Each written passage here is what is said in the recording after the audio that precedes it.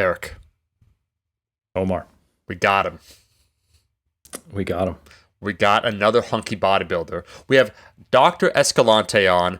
I just want to say that I try to get a pump before appearing on camera, but I still feel insufficient. I even brought, I don't know if you can see this, only the visual people. Eric, describe what I'm bringing out here. Do you remember these bad boys right here, Dr. Escalante? Eric, what's going on here? I What am I sure showing? do. What am I showing here, guys? Oh, you've got a pink and black zebra stripe bodybuilding pants that you can only wear if you are maybe the interesting combination of MC Hammer and Prince, or if you really like to do bicep curls 2 decades ago. I think that's basically what we're looking. Actually, 3 or 4 decades ago now, aren't we talking? Yeah. Yeah. Have you seen them before in any gyms? Let's say, like, what it'd be like in the 2000s and the 90s. Were they still a thing, or were they already faded out by then? Oh no, they were definitely still a thing. I had some friends that used to wear them. In fact, you wouldn't know, but I might be wearing them right now as we sit here. Hey, that's what I'm talking about. Part of the culture. I do want to give a quick shout out. So speaking about just like tradition or attire, I do think it's super cool how each culture has its own kind of set parameters of like what is fashionable and so on and so forth. I would assume this is one of pragmatism though, because the parachute pants allow extra space. I've only ever bulked up to 220 pounds, but already at about 205, my thighs were already touching something that is more spacious. Like, man, if you're Ronnie Coleman, you're 300 pounds. It's not, people think it is a stylistic choice, and it is, but I've seen Dan Green in person, and their thighs are just, they look like just 2 suitcases. And I just want to say that finally a old school bodybuilder, now turned powerlifter, who smashed a record here in Canada. Alan is his name. He's 61 years old. So I wore a pair of these parachute pants, and he said, man, he's like, he wasn't, I wore it to the gym, and like, young kids, they're like, oh, whatever, like, that's cool. Is that a TikTok trend or whatever? And he paused. He's like, man, I remembered those. And I was like, hell yeah. Yeah, I was smart, Omar. As you can, for those who are watching on YouTube, I made sure to keep my body below the camera level. Oh, yeah. I'm not trying to hang with Dr. Escalante. He's got the physique, he got the muscles to match the mind. But yeah, it's an honor to have you on. For those who might remember, a few episodes back, we talked about the NASM course, the bodybuilding coaching course. This is the man basically behind that. He was I would say you were the Nick Fury of the Avengers, bringing everyone together. He sweet talked me into writing chapter 2, going through the history of the sport, evidence-based practice, and really kind of a landscape of what competitive bodybuilding versus non-competitive bodybuilding is.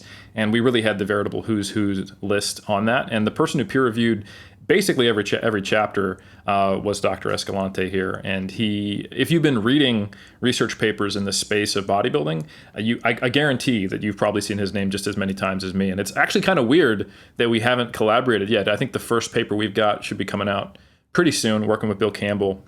That's a lot of fun, but it's an honor to call you a colleague these days. It was great to be a part of that NASM project. I think it was a really, really positive piece of work, and hopefully it gives us some more better evidence-based information to a broader spectrum of people interested in coaching bodybuilding. But for anyway, let me give you a proper introduction. This is Dr. Guillermo Escalante. He's Associate Dean and Professor of Kinesiology at the College of Natural Sciences, and that's at California State University, San Bernardino. Importantly, and this will be relevant as we talk about more things in this episode, he is a licensed athletic trainer, so he's ATC, so it means he is a healthcare professional in addition to being an academic, and he's been heavily involved with a lot of the I would say the organizing bodies related to scientific approaches to lifting and performance. So he's an associate editor at JISSN, Journal of International Society of Sports Nutrition, also an advisor to NASM, like I mentioned, and you can find a lot of published articles in various fields. He's faculty, a member of the ISSN, and he's got a CSCS. So anyway, this guy's deep in the game, and definitely someone who I'd encourage you checking out his PubMed profile, as well as his contest pictures, because they're both quite impressive. Thank you very much for that introduction, Dr. Helms. I really, really appreciate that. No worries. Our pleasure. Now, Omar, the reason why we wanted to bring on Guillermo on this episode was a specific series of articles, I would say, I guess an investigative journalism expose that was recently done on Washington Post, which I find, it's crazy to me that I heard about this article not from people in the bodybuilding community, this article series. And I remember I was sharing with you, Omar, off camera, like, man, clearly no one wants to talk about this because it doesn't really paint bodybuilding in a very favorable light. And I loved your take. You were like, Eric, that's part of it, but I actually think that people on YouTube and where the most information is consumed, they just don't read. So slightly more cynical take on the state of humanity. I don't know. Is that something you want to double down on, so it's not just me saying things about you? No, I will triple down, Eric, Dr. Escalante, just so you know. So we have, shout out, his name's Luke Birmingham. He might be listening to this podcast, but he's only listening to because he now works for Rascal, so he feels that he has to be closer and observe, not actually, learn about this here bodybuilding. But he said, yeah, I get my news from TikTok, where he said, so I said, oh, what's going on? He said some sort of event. He said, oh, I heard about it on TikTok. I was like, that is the level of scrutiny that we now have for the intellectual discourse. I love it. Shout out to my boy Luke. But no, I was going to say that, Desmond Butler, the scathing indictment of different aspects, I'd say, it's not even bodybuilding culture so much as it is a monolithic family that is running, it seems, bodybuilding, modern bodybuilding into the ground. And because there's that asymmetry of awareness where no one knows what's going on, it's a private corporation, it's a private business practice, and it's a culture of compliance. Those that go along get along. That combined with the fact that it is the Washington Post, there is a pay, like I joked with Eric, hey, full disclosure, I signed up, I'm now a Washington Post member, $4 a month to read it, but there's these minor barriers to entry. Each article is 7,000 words, so collectively there's now 5 or 6, so we're looking at somewhere like 30,000 plus words. It's not like this, it's not a hit piece, it is, like I said, a scathing indictment, but those that would want to be interested on it would probably have to read about it.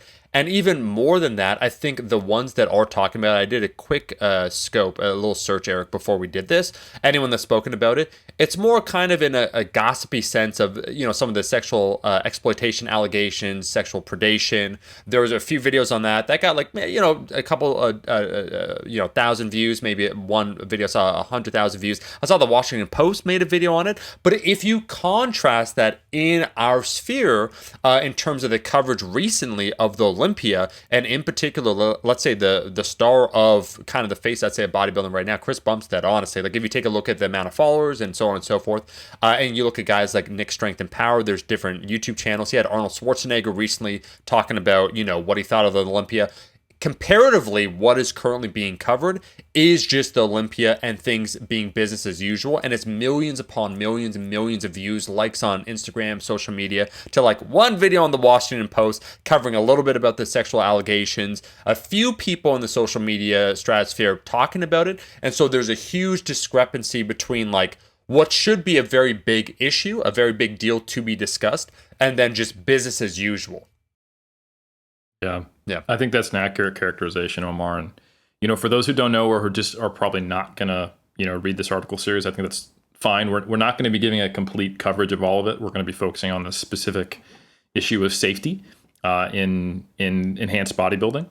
And that's why I think we've got the perfect guest on for that. But just for a bit more of a broad overview from my perspective, and this is not a recommendation. This is something I've heard that may or may not be true, but if you do not want to get a Washington Post subscription, which of course I would suggest that you could do, and that would be the right and the legal thing to do. I have heard from nefarious sources on the internet that if you use an incognito window, the one that doesn't track browser history, some of these articles which may give you a pop-up asking to pay might not have that pop-up. I wouldn't know because I'm an honorable, just, and law-abiding citizen. No, we heard about it on TikTok, Eric. Yeah, on TikTok. I heard about it on TikTok, so I don't read either. So definitely don't do this because you would be subverting, the proper ways of commerce. And you should at least feel bad if you do it, but I'm not recommending that you do. But if you don't want to become a loyal Washington Post subscriber like Omar here, I've heard that you don't have to, although you should. That's my official position. Yeah. But I will say that there's like maybe 6 or 7 articles now. They've been coming out since late October. Primarily written by, like you mentioned, I think this is a really important point, Desmond Butler. So Desmond Butler, for those who don't know, is the son of the recently deceased, unfortunately, producer of Pumping Iron, the movie which basically put bodybuilding to the degree that it can be in the eye of the mainstream, and was the start of the mainstream platforming of Arnold Schwarzenegger, which any honestly true bodybuilding fan or participant especially, I think you should watch Pumping Iron. It gets you at the visceral feel of what it was like at the inception of modern bodybuilding. So anyway, this is someone who grew up literally hanging out with the people that made bodybuilding what it is today. And I don't think it could be characterized as a hit piece. Like I said, it certainly doesn't paint bodybuilding in a positive light by any means. But I also don't think that anything they've posted is incorrect or wrong. It might not be the whole story. There's 3 sides to every story, as they say, which I believe. And certainly there are people involved who have, shared their experiences, especially organizational heads and former organizational heads who probably do have beefs, legitimate or otherwise. So I think definitely read it with your reality glasses on. But I think it's also very challenging not to read it and see some major issues that are going on. And they kind of fall under 3 basic umbrellas. There is some of these articles focusing on what do modern enhanced bodybuilders have to do to be competitive at the highest level and the health risks associated with that and the lack of support for them in many ways. And sometimes them not really knowing what they're getting into, and occasionally the same coaches' names popping up over and over again, connected to recommendations that ultimately played a hand in deaths of bodybuilders, which is shocking to me. I think after maybe the first couple people, you'd maybe change your protocols, but I'll leave it at that. This isn't just about, attacking certain coaches or anything like that, but it's about what can we do to bring more safety to the sport. So that's the arm we're going to focus on today. There are 2 other arms that are, if not as, maybe even more important in some ways, and that is the sexual exploitation of female competitors, and then also these issues structurally and organizationally that are going on within the NPC and the IFBB Pro League, which is just one of the many federations that are out there. It is probably the most dominant one in the enhanced side of the sport. And I want to point out, this is an important distinction that unless you really follow the inner workings of the enhanced side of the sport, you may not be aware of. But the IFBB and the NPC had a split. And I said IFBB, not IFBB Pro League, back in 2017. So for those who aren't aware, there's been on and off efforts that largely I don't think were successful for the international organization of the IFBB to become recognized in, say, like the World Games, which to some degree was done, and maybe eventually becoming an Olympic sport. That was a dream of at least some of the people involved. And if you were to compete in an amateur show that led to, say, the Olympia, and you were not in the U.S., say in 2015 or 2014, you would be doing an IFBB show. So, for example, the IFBB World Championships, as an example, held overseas often, most of the time. That's where Ronnie Coleman got his pro card before he started competing as an IFBB pro. So there are pro cards that were out there through the IFBB as an amateur affiliation. Those of us in the U.S. and Canada primarily have thought traditionally, if you've been paying attention, that the NPC, National Physique Committee, that's the amateur wing, and then IFBB is where you compete at the Olympia, the Arnold, etc. But that is actually a separate organization now. The IFBB Pro League exists separately, and its amateur affiliate is the NPC, and the IFBB still exists as an international organization. So there was a split that was relatively highly publicized in the bodybuilding kind of websites and stuff like that. So there's 2 different IFBBs now, which I think is an important distinction. So these criticisms and articles are specifically leveled at the NPC and the IFBB Pro League, and that's still the dominant organization because it's connected to the Arnold Classic, the Olympia. I just wanted to point that out. So when you do read these articles, if you don't know that background, you might be thinking that it could be a different or a larger organization than it once was. I think that split occurred in 2017. So that's just some background information. Anything else you guys think I need to cover on that? No, I think you did a great job explaining that in a nutshell. I think that was great. Okay, awesome. So I think it might be useful to have a little more of an introduction in your own words to you, Dr. Escalante, of what your involvement has been. For those who don't know, you were actually interviewed in the Dying to Compete element of this Washington Post series that was focusing a lot more on some of the practices and the more recent deaths that have occurred. And you had a pretty decent section in there where you were speaking as an authority and a firsthand person experiencing what this is like. So I'd love to hear in your words, what your involvement is and how you see this. Yeah, absolutely. No, thank you for that. Well, first and foremost, I actually want to say thank you for recognizing an athletic trainer as an allied health professional, because a lot of people, even in our space, have no idea what an athletic trainer is. So, I often would say I'm a certified athletic trainer, I'm a licensed athletic trainer, whatever the case may be, and they say, "Oh, you're a personal trainer," or you. It's like, well, no, I do know exercise, and I do know exercise prescription, and I do know it's part of our realm, but that's not really what we focus on. So we are allied health professionals recognized by the American Medical Association. And the way I like to describe athletic trainers, we have a very big umbrella of different things that we cover. One of those is basically emergency medical services coverage, which is we basically do the triage. I like to say, when a athlete goes down on the field, whether it be soccer or football or the NBA, whatever, typically the first person that runs on the field is a certified athletic trainer. And we basically assess the initial injury and decide how to triage that particular injury. So we're in a lot of different settings now, ranging from healthcare in let's say workers. We're preventing working injuries, so industrial type of spaces. We're in the military, and basically working in injury prevention, rehabilitation, injury management, and triage management. So that being said, my role, I've been a certified athletic trainer for over, 24 years now, since 1998. So, and I've worked in different capacities. And I used to do a lot of coverage in different events, but specifically for bodybuilding, I started competing in bodybuilding right around 2000, and I attended different events, and I was working with athletes as a coach and working as I owned my own gym at that point in time. And long story short, fast forward to 2011, I wasn't at this particular event. I live in Southern California, and California is primarily the shows in Southern California are primarily through muscle contests. So muscle contests is basically one of the larger NPC organizations that promotes all of the shows. At this particular show in December of 2011, I had heard through the grapevine that there was an individual master's level competitor. So he was over 40. I think he was probably in his 50s or 60s, who had passed away backstage at the show. And I thought this was just horrific. And I was trying to, get to the bottom as to what happened, how it happened. It turned out it was some sort of heart condition. I don't know the details of that. I said I wasn't there, but I was aware that this person went down, and there was nobody there immediately to care for the individual. By the time the ambulance had arrived, little to nothing had been done, and unfortunately, that individual passed away. So when I heard that, I really wanted to intervene in a positive way. So luckily, I had known the promoter over the years, naturally, since I've been competing for 11 years in the organization, and I let him know, it's like, hey, I know that this unfortunate event occurred.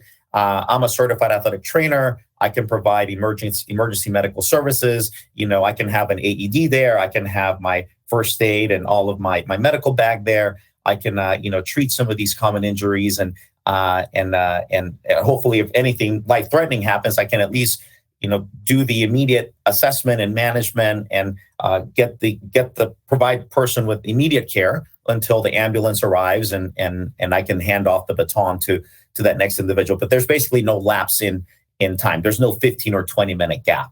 And John Lindsay was the owner of Muscle Contest back then, and he was very much had an interest in the care of the athletes. So he actually welcomed it with open arms. We just negotiated a price and signed a contract. And then in 2012, I was basically at every single Muscle Contest event in Southern California. So muscle contest events are promoted in San Diego, Los Angeles, Orange County, some in Nevada, inclusive of the NPC USA Championships.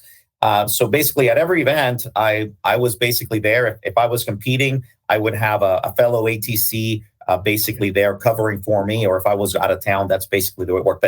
But every event was covered through Muscle Contest by me or one of my colleagues.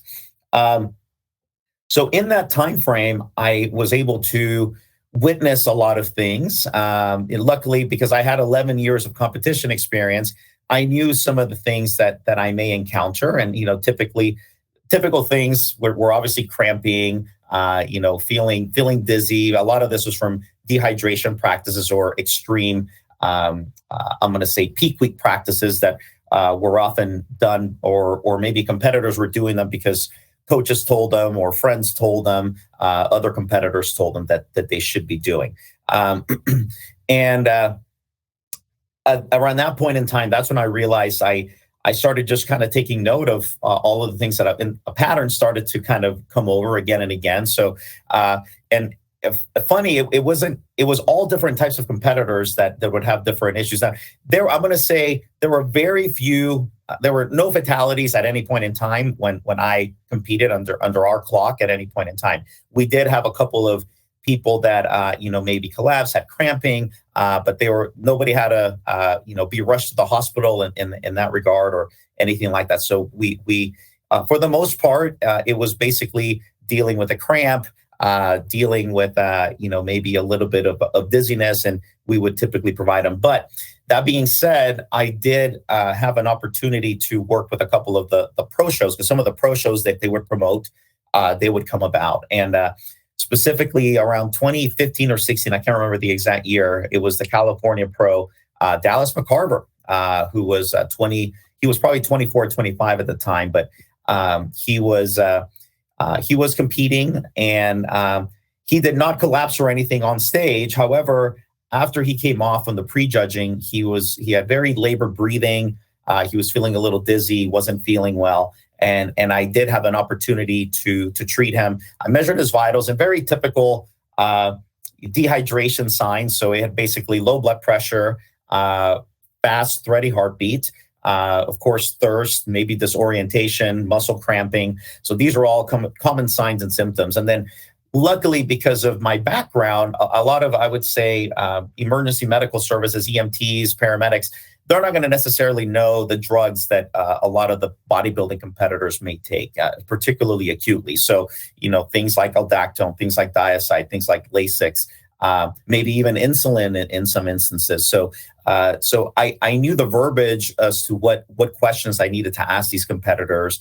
So I would also ask them, when was the last time you drank water? And it wasn't uncommon for me to hear somebody say, oh yeah, I haven't drank water since Wednesday or Thursday. It's now Saturday, right? Or I've drank minimal water, right? I've drank 8 ounces of water every day for the last 2 days. I also dropped 15 pounds over the last, 24 hours. And to do that, I maybe helped. I utilized a particular prescription diuretic, like a diazide or a Lasix, or an injectable Lasix, or even an IV Lasix, right? So there's different things. So I'm asking all of these questions. Unfortunately, even for some of the bikini competitors, figure competitors, so now you have this smaller woman who's competing, and they're getting the similar dosages that their boyfriend or their coach, who was a 250-pound bodybuilder, was taking. So, of course, the effects are going to be much different when somebody half their size is taking the same quantities of things. So I saw the repercussions of that, but luckily for the most part, we were able to manage those. Basically, it's like their number one concern was, I've done all this hard work, I don't want to spill over. I'm like, well, you actually want to compete, right? So let's get you hydrated. So it would be, typically a Pedialyte was basically, a great thing to give them. It had a little bit of sugar, it has a little bit of the electrolytes, it's got a little bit of the fluid, obviously. So that tended to kind of be my go-to for the most part, and it often did help in getting them. Just getting the fluids in them, just in general, would often help. So with Dallas McCarver, that was basically my course of treatment. He was able, his blood pressure was low, his heart rate was high, his respiratory rate was high. and obviously he did let me know that he had indeed taken some diuretics, and he hadn't drank water. So I just basically rehydrated him a little bit and told him, hey, if you want to compete in the night show, you definitely want to come in. I had him check in with me again before the night show. Blood pressure by then had normalized, and he was able to compete in the night show. No big deal. The concern came a couple of years later when I saw him collapse at the similar incident to what I saw backstage. I saw him collapse at the Arnold Classic. I believe it was in Australia. And I'm like, well, this is continuing. There's a pattern now, and what is occurring. And then, of course, a little bit later, then you find out that he passed away.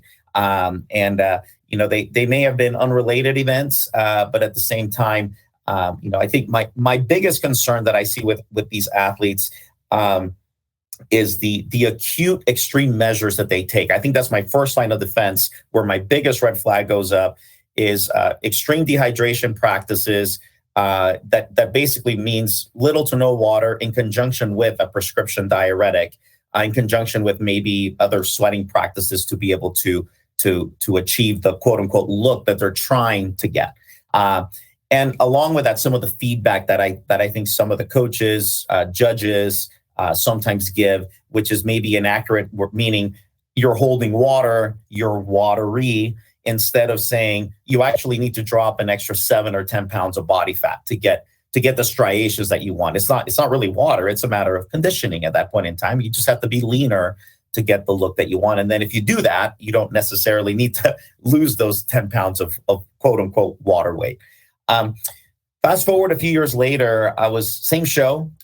It was I believe the 2018 California Pro with Luke Sandow. Luke Sandow eventually, unfortunately, passed away, and there was some controversy into what his cause of death was. The family actually said it was heart related. Some people said that it was, that it was psychological, took his own life type of thing. So I don't go into that debate. I wasn't there. I haven't read his. He was in England, so I don't know what his autopsy report looked like. But I do know the family said, there were some heart conditions with that particular individual. Whether he took his own life or it was a heart condition, we don't know, or I don't know. I'm going to say. But that being said, I did treat him. He actually was not doing well backstage. I saw him actually competing on stage, just labored breathing, kind of hanging over. So I immediately went and I had him actually. I saw him backstage again. I pulled him off and I talked to him. Same symptoms of the dehydration. Same issues. He had taken Diazide and I think an aldactone in for longer periods of time, trying to look dry. With him though. I took his blood pressure and he wasn't recovering as well, even though I had tried to hydrate him. So I actually said, we don't need to call an ambulance, but you need to go to the hospital. And he did. So he wasn't feeling good at all. He had actually had a little bit of some sort of stomach virus. So I think that contributed to the dehydration on top of that. So he was taking these diuretics. He had the stomach virus. He wasn't drinking enough water. So put all those things together was just not a good scenario for him. So I said, go to the hospital. And I'm glad that he did. He did not compete in the night show that evening. And then that is when I followed up with him a couple of days later. I just said, hey, Luke, I just wanted to check in, see how you're doing.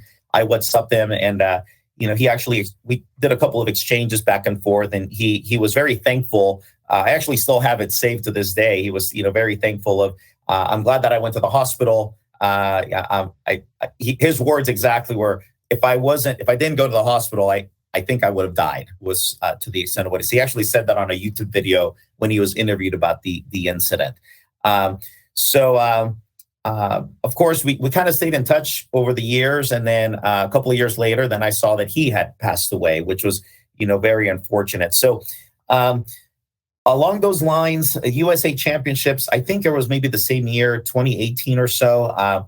This did not happen under my clock, but I had heard through the grapevine that there was a competitor, female athlete, who was trying to go register on a Thursday. We usually registered on Thursday, prejudging is Friday, Saturday.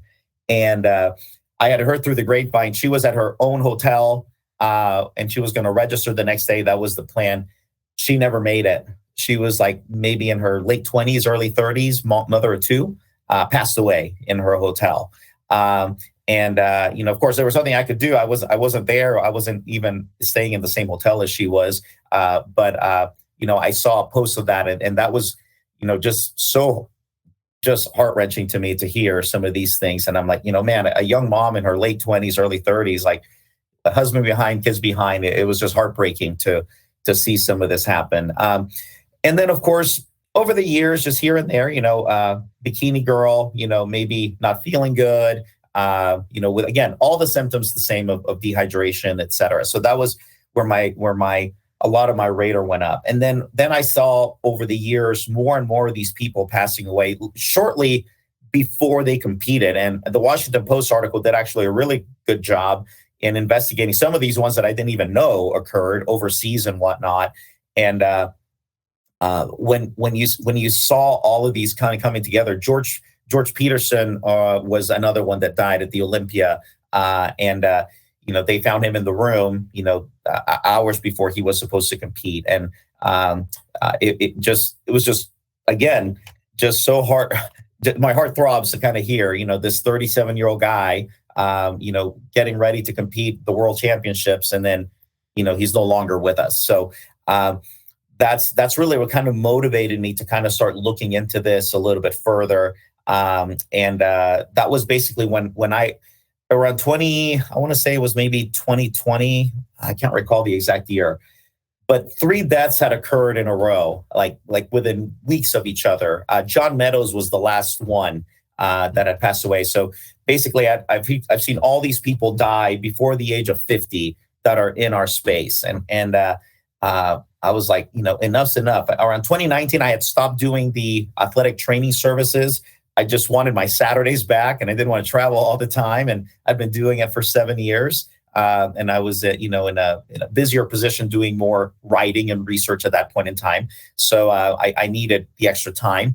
But I still cared for the sport, and I wanted something better done for it. So that's when I decided. I actually sent out, this was a wild shot. I sent out an Instagram message to Jake Wood, because he had publicly said he wanted to make the sport safer. So I thought, well, I have a pretty good platform. I said, let me reach out to him and say, hey, I have training in this. This is what I've done. How can I contribute? Let me be part of a committee so we can maybe work on incorporating this. I didn't expect the response back, because it's an Instagram message. I didn't have his personal email, or I didn't have his phone number, but I thought I would try. However, I still had connections with one of my good colleagues is an orthopedic surgeon who's also a pro bodybuilder himself. His name's Victor Presk, and I know he's good friends with Jim Mannion. And I actually wrote him. I said, hey, as a physician and as a competitor, and I know that you're friends with Jim, perhaps we can maybe work on making the sport a little bit safer. And he told me, we exchanged a few emails and I'm going to say texts or phone calls. And he was going to try to talk to Jim. And he did. He actually came back and he let me know, yeah, we've talked about making the sport safer and different ways in which we can do it. He said, we just need to kind of have it come from outside of the NPC IFBB, which I can kind of understand, because, what kind of legal issues may they be coming and encountering. So it's like, okay, but what's the next step? What can we do? So it didn't go anywhere after that. I didn't follow up anymore after that. I'm not putting the blame on him or on them. I'm going to say that I started the conversation, and it just kind of came to, this is some things that we can perhaps do. And then we just never kind of communicated further. I tried to follow up, and then, I think he probably got busy. I didn't follow up any further after that occurred. And that's basically where that information went. And then over the time, I started doing a little bit more research with this particular population. So we wrote a paper on peak week and tried to do an evidence-based approach to kind of start putting some literature out there into things that maybe people can start doing. We recently published a paper on autopsy reports of dead bodybuilders that died before the age of 50. Again, that's just kind of an attempt to look at it. And I'm not saying there's a cause and effect to a lot of this. I'm just saying we need to start looking at this. We can't ignore the smoking gun. That's all I'm saying is, I'm not saying that there's a direct cause and effect, but let's look at the smoking gun. Let's do some research. Let's do some more investigating. There's already a lot of, evidence in some of the cardiovascular issues, brain toxicity, liver toxicity, but mainly cardiovascular toxicity. That's kind of the first thing that I kind of draw to, because that's typically what these athletes are having issues with. But combined with the extreme practices, that's where you see the biggest dangers coming about. And I think sometimes people just don't understand what the risk involved in competing and in following some of these protocols, kind of without really knowing the background of what could potentially happen. I really appreciate you going through the history of this and your involvement and the efforts you've put forth. And I just want to say thank you. I think it's really important. You've done it as someone on the front line, as an allied health professional. We'll say it again, just to make sure people know. And you've also done it as a researcher. Your paper on an evidence-based approach to peak week. I think it's interesting because, as you know, I was a peer reviewer for the NASM article, a chapter, I should say, on peak week. That and I had some critiques of it, but it's just really like, from a safety side, like that article, whether I have some potential disagreements about the role of cutting water at all, it is incredibly safe compared to what some of the people are doing. It's specifically advising against using prescription diuretics, extreme dehydration, or extreme electrolyte manipulation. It makes the point that, yes, you do have to be in really good condition to get the kind of look you want. And I have to admit my own bias as someone who's only been involved in the natural bodybuilding side of the sport, that I don't understand the drug interactions, which might make some degree of water manipulation necessary to achieve the look that is rewarded. But it seems to me that the extreme approaches that are being used are not only dangerous and killing people, but they are not improving appearance and performance at that level. It just doesn't seem necessary to me. And I haven't heard anyone who truly is well educated on this, on the enhanced side of the sport, say that it is, or provide any compelling evidence. It just seems to be something that's passed down, and I think unfortunately encouraged. One of the revisions that I was giving to Scott Stevenson, who wrote the chapter for NASM, and again did a great job. And in any time there's a good academic article written, there's going to be robust peer review debate. So any me commenting on that is not saying that he didn't do a good job. He did. It's just saying, like, here's the things that we need to talk about and revise, and that's why there is peer review. But I was really critical of the use of dry as a stand-in, which it is in the bodybuilding parlance, for lean or looking conditioned. And I was like, yeah, let's instead use well-conditioned or lean, and whenever it's appropriate, and not default to the typical vernacular of drier. Because I myself, even in natural bodybuilding, I've gotten feedback from judges, and they say you need to be drier. And sometimes they legitimately just mean the look of being leaner or more conditioned, but sometimes they are actually thinking that I would benefit from cutting water. So I don't think we should spend our time debating the degree to which cutting water could improve appearance. But I think it is important to discuss that it's not just, this is a necessary evil of competing. I think to this degree, there's no evidence to support that it would be beneficial. And I think there is actual confusion as to what is visually being seen. And when you have judges and coaches who are confused about that and don't know what is causing what, and they're telling you need to be drier, and that is just the typical vernacular. And it's a good thing. Oh man, it looks so dry at the Arnold. Oh, she looked so dry at the Olympia. I think it reinforces some of these practices. And when there's nothing left for you to do last minute, you cannot drop 10 pounds of body fat in the last 3 days, but you can dehydrate the shit out of yourself. I think there's a lot of things that are dominoes stacking together that influences some of the decisions that are being made. And I think while there does need to be some responsibility on the adult athletes who are deciding that they want to compete in an untested organization, and that they are wanting to do really well at the professional level, to launch a fitness career or to make money off of bodybuilding, and they've decided to use performance-enhancing drugs. I think while that is true, we also have to think about, are the people involved, are the organizations, are the coaches, and are the officials, the judges, are they doing everything they can to make it as safe as possible? And if not, then what does that look like, which is the whole goal of this conversation.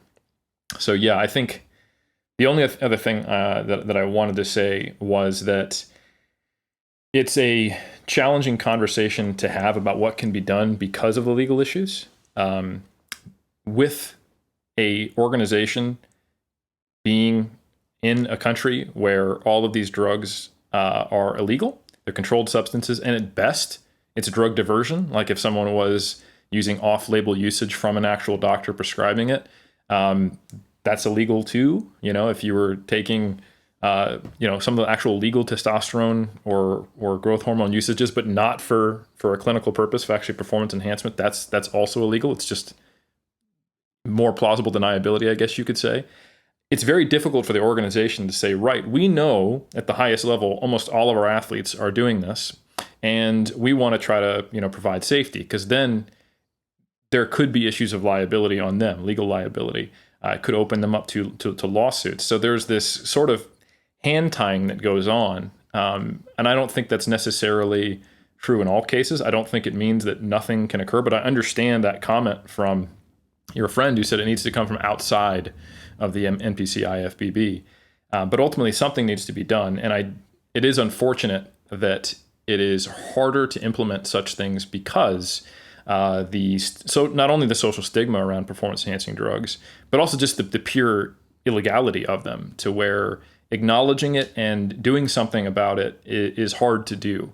But I would point out that things like needle disposal and drug treatment clinics, that is a thing in society that is proven, if you look at the research on it, to be very effective for reducing recreational drug related risks and helping addicts in different areas. So it's not insurmountable by any means, but I think there does need to be will to do so and a community effort. Yeah, I definitely agree, and I think that was kind of a website actually contacted me to write. It's like, what do we do to solve this? So these are the problems. So what do we do? And my first line of defense is like, well, first, these are just my ideas, but first of all, I mean, there's got to be willingness from the powers that be to embrace some of this. And obviously, like you said, it would be naive to think that from a sport where PEDs are kind of the requirement for maximum success, to completely eliminate that. You're gonna have a lot of you're gonna be fighting a big storm. So let's not start there. We can maybe start at lower levels and kind of figure out what it is. And I think education is the first. As an educator, education is the first thing that comes to mind. So so number one is, I know as a young individual, you might not be concerned about what your HDL and your LDL levels are. You might not be concerned about what your hypertension looks like. You might not be concerned about what your liver enzymes look like. So these are things that I think can start early, and you can actually start showing. And this is what we try to do in the NASM chapter when we talk about performance enhancing drugs. We're not saying that we are promoting the use of them. We're not condoning the use of them. We're just saying that these are things that are common practice by certain individuals, and you need to be aware as to who you can use. So what are some of the blood tests that you can be looking for? What are some of the individual biomarkers that you can keep track of so that you can be healthy over time? That you can have an open discussion with your physician about your health and the use of these particular substances. And of course, it's part of the physician's job to discourage, the use, but this is where it kind of starts, and we can kind of begin there. And before we even get to that part, how about starting with the judges and the coaches, right? Giving them appropriate knowledge, because this is some of the things that I see is if I'm an individual, I'm thinking if I'm 18-year-old me who wants to compete, and I go to my first show and I place last in the novice division, and I really want to get better. And I talk to the show promoter, who I would think would be someone I could trust, and say, who can I trust to help me? And he points me to this particular coach. Because of that, I'm going to trust that this coach is going to guide me in the right direction. However, that is not always the case, because as we have seen some of the coaches that are out there, and I'm not saying all of them, there are some very smart coaches that do a good job. But there are some bad apples in that bunch that are still being referred to as this is who you should go to. And unfortunately, it's their athletes that are probably winning or placing better at some of these competitions, and they're not necessarily doing best practices in terms of safety for the individuals. And as you stated very clearly, what about the feedback from the judges? And how can we use the verbiage appropriately and maybe be more, it might be a little bit harsher. It's like, hey, I know you've been dieting for the last 18 weeks or 20 weeks, but you still need to be leaner.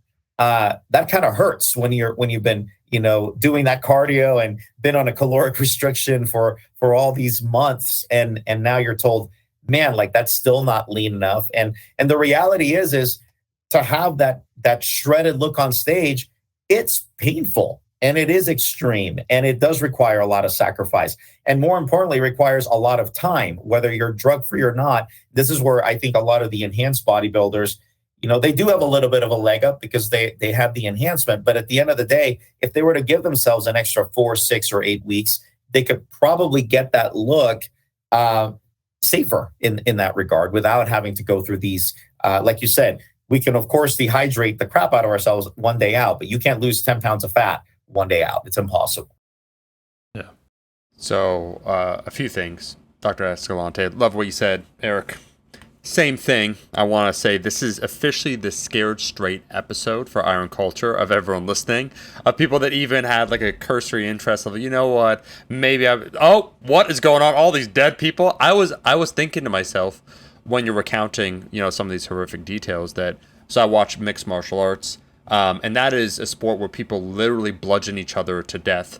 And I think in a professional setting, there's probably honestly a similar amount of competitors, like several thousand, tens of thousands or whatnot. You need to look at the actual stats, but the amount of deaths in MMA is actually shockingly low for the amount of people participating and the nature of the given sport. And when we talk about safety in sport, the first step being education, I can't help but think about the culture within any sport that allows some of these things to occur. Whether the emphasis on either education, who are the top people disseminating some of the information. I draw the parallel in my head of two things, what Eric said, and that's why I think they're absolutely critical things like the fentanyl crisis, safe injection sites, like the research, as you said, is out there where you provide a place for people to do that. And that's why the whole illicit drug use component, to your point, Dr. Escalante, people are going to use it, so that's not where you start the conversation. But I can't help but think about powerlifting in a different context. And what I mean is that the culture about 20 to 25 years ago, the people participating, it was one that was a little bit more extreme, it was a little bit more exploratory because things weren't codified and known in a particular way, such as, what's the best training practice. And so people, the loudest voices were those on the untested side, and they were willing to do more things in order to win. And I think if somehow we were able to quantify it, you would certainly see that those at the top, even in the untested side, 25 years ago, the injury rates, so let's say the risks associated with the sport would have been higher. You don't hear about people, like you don't hear the top level, like let's say John Hack is a great example, on the untested side of powerlifting, this powerlifter, where he has, 8 quad tears, 16 like complete shoulder separations that were the norm in the culture before people started having a dialogue. Like, okay, like what are the best training methodologies? So I agree 1,000% about education being the first step. And we'll get back to that because I do want to ask you, when we talk about the verbiage, right, of like the judges telling that, then the competitor not knowing, and then, some of the coaches, the coaching standard. I'll share a quick anecdote, but I have a very important question I want to ask you. I said this off camera, that there is someone, and he's been open, transparent about his now steroid use, one of our athletes for Rascal, where he is natural, then he decided to be enhanced. He's chronicled this process. And before, I won't reveal who his coach is now, but I will say it's through Eric's help, someone who coaches enhanced bodybuilders, who has been a guest on this podcast. But basically, he went from someone who decided to make the choice. He thought about it long and hard, so on and so forth. Got a coach, tried to buy some anabolic compounds, didn't work out. He had terrible side effects from it because the purity, the things they bought, they're bunk. You just keep going down the line. Eventually, he got this better coach. Okay. And you could see his process as someone who I'd say is more adept at understanding certain levels of information and trying to figure out what's what. And he had several roadblocks. My question for you, Dr. Escalante, is one of the standards, the shifting standards within bodybuilding itself and the role potentially that it plays. And what I mean when I say that is that if we take a look at the differences in how we judge aesthetics over time, so from the 60s to the 70s to the 80s, 90s, now to the 2000s, the different physiques that are rewarded. So in the 70s, in terms of what were the available compounds and the people participating, so like we say, like an Arnold, it doesn't matter. You go down the list of the people, and then you go into the 80s, we see a Lee Haney. I can't help but feel that no matter what, in any sport, it's always a question of extremes as you attempt to do something that's, one, never been done before because that's novel. Nobody wants to see anyone run the 100 meters again at 9 seconds, 9.84. They want to see a new level. So we have to agree that within sport, there's this expectation of outdoing one another. And I remember when Arnold spoke out about a certain state in bodybuilding, the level of either like drug use or in particular the physique, the negative side consequences of that, like as he joked, like the bubble guts, so on and so forth. They reintroduce and emphasize something like classic physique. But I can't help but notice within classic physique from observing it over the last several years, and I don't know if you gents would agree, but the standards only continue once again and increase. The people that won in 2017 and the physiques that were rewarded are markedly different. Even the people like Chris Bumstead, if you take a look at the evolution of his physique, it's changing. It's getting, I would describe overall, just to use very basic terms, bigger and leaner over time. And so I can't help but wonder, what role, in your personal opinion, from being at the show, seeing the competitors, seeing that feedback loop of always wanting more, of the standards influencing what people are willing to do? Because I think we can all agree that no matter what, if you compare a bodybuilder from like 1982 and who won and what was available and the standards to now, it only increases over time. And as people aspire towards that, that could be a small factor. So I'm just wondering, education we're talking now, can we talk about the standards within bodybuilding itself and what you personally view maybe that role could be in contributing to maybe some of these scenarios, potentially? Yeah, no, I think that's a really good point. And definitely, I mean, competitors are going to do what is rewarded, right? Because we want to win, right? Yeah. So we're going to, and if you know that a certain look is rewarded, then you're going to strive for that look. And I think the best scenario for this is actually females typically have, it's probably the best way to kind of discuss this matter, because females kind of have that limbo, like bikini competitors or figure competitors. Sometimes, in certain shows, even at certain divisions or certain areas, you have a different judging panel, and certain judging panels will actually want competitors who are maybe just a little bit softer, not quite as lean for the female competitors. And then they follow that judging panel's advice. You need it to be a little bit softer. You came in too hard, too conditioned for our liking. We don't want to see those striations. So now that same female competitor shows up at another show with a different judging panel, and they show up a little bit softer with less striations. And then the feedback they get from that particular judging panel, maybe you're way too soft. In fact, you will probably get, you need to lose some water weight. That's usually what they may tell them. But it becomes a conundrum. So I do agree that there is something to be said with what the judging standards are. And that could be something, that could be a starting point where maybe you're rewarding a slightly, maybe an 80s look more than the current Ronnie Coleman, the Ronnie Coleman look of, Ronnie Coleman of 2000 or Ronnie Coleman of 1999, or even the Dorian Yates. Maybe Dorian Yates kind of took it too far. Maybe you reward more of a Lee Haney look or more of a Franco Columbo type look. So that may be a good starting point. I think the issue comes is, what will the public and the industry think of that as a whole? Because as you said, that marker has already been set. Yeah. I'm going to quote Brad Schoenfeld here, because we were talking about this in Chile when we were down there just last month, and they interviewed him on one of the other pieces for the Washington Post, and he actually quoted this. He said, people don't go to the zoo to look at cats and dogs. People go to the zoo to see the tigers and the lions and the exotic animals, right? So translating that, like, what does society in the bodybuilding space want to see that follows the enhanced bodybuilders? They want to see the freak show. They want to see a 300-pound, a 3% body fat individual that's got striations and veins everywhere.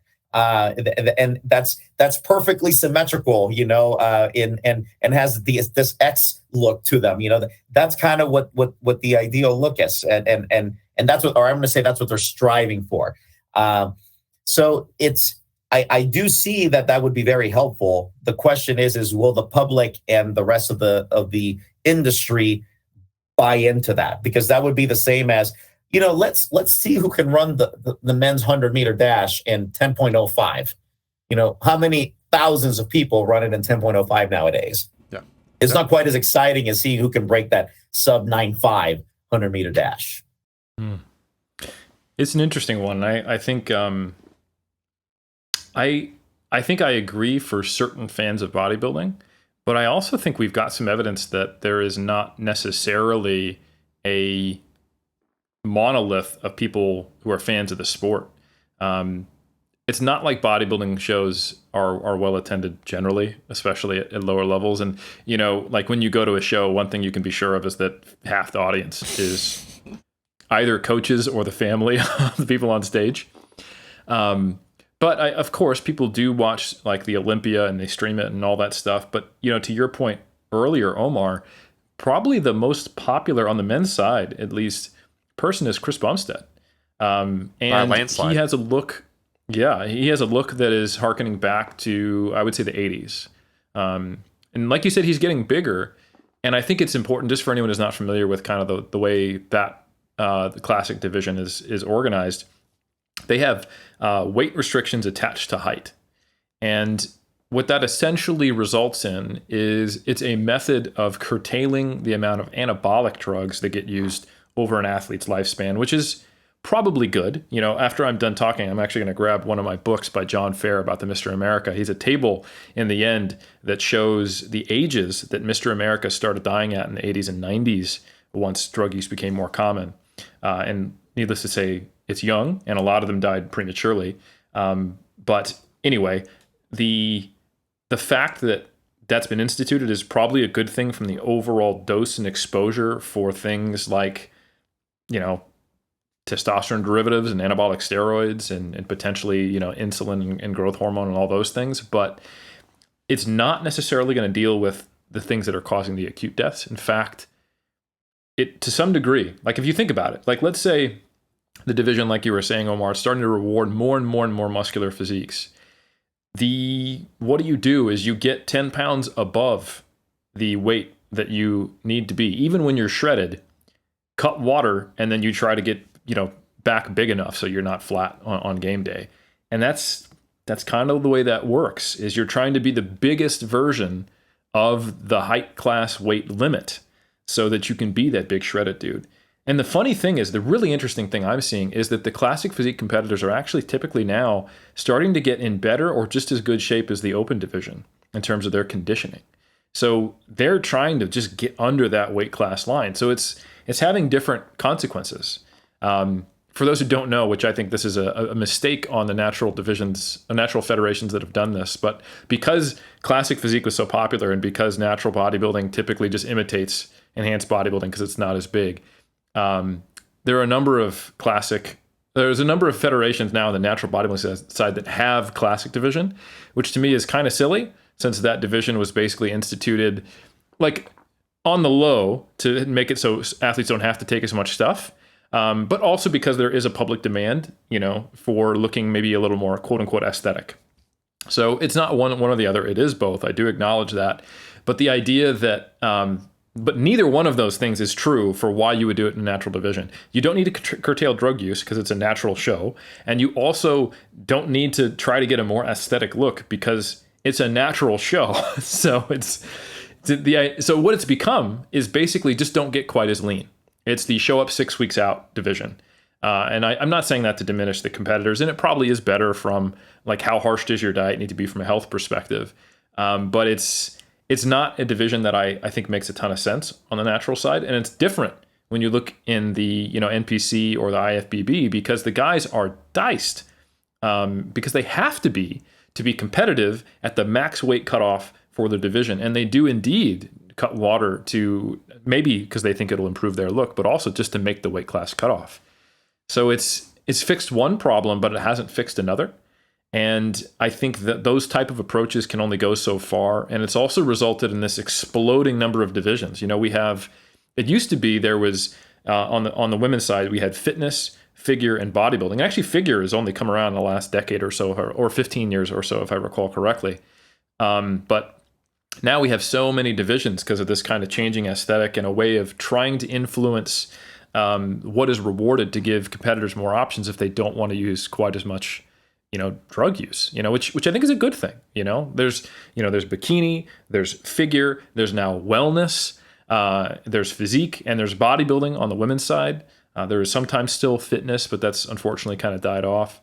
And then the men's, you have the board short division, you got men's physique, you got classic bodybuilding, and you got bodybuilding. So at what point do we go, we have enough divisions and it's kind of watering things down? People have already said we're there. But I do understand the motivation, and I think it does give at least the competitors options. And then you say, well, I guess if you do want to pursue the kind of the freak show side of it, if you want to, the people who do want to go to the zoo, they still have the open division. They have the bodybuilding division to look at. And I don't think that's ever going to go away. There will be a home for it. But I also don't think it's the most popular division anymore. It's not the most popular look.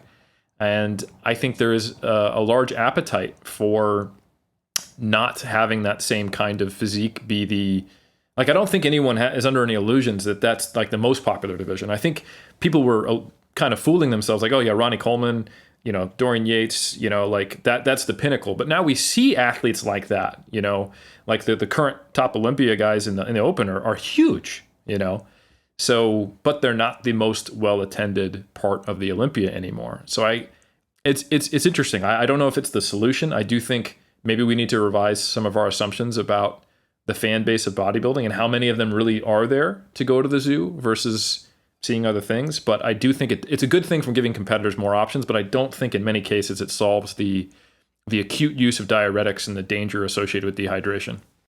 Yeah, absolutely. And ironically, while we're on the topic, the bodybuilding, the big bodybuilders, the freak show bodybuilders are actually the ones that are getting paid the most. Because I think Chris Bumstead, what did he win? I think $50,000 was the first prize. Was it a little bit more?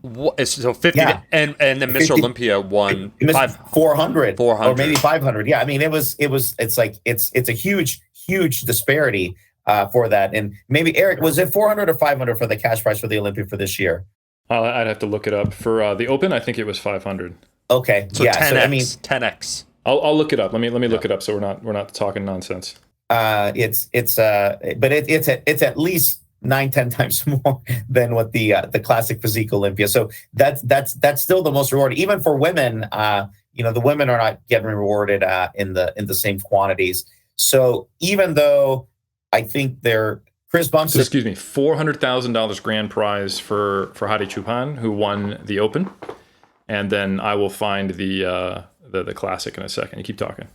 Yeah, so I think even though you're right, I think there's 50,000.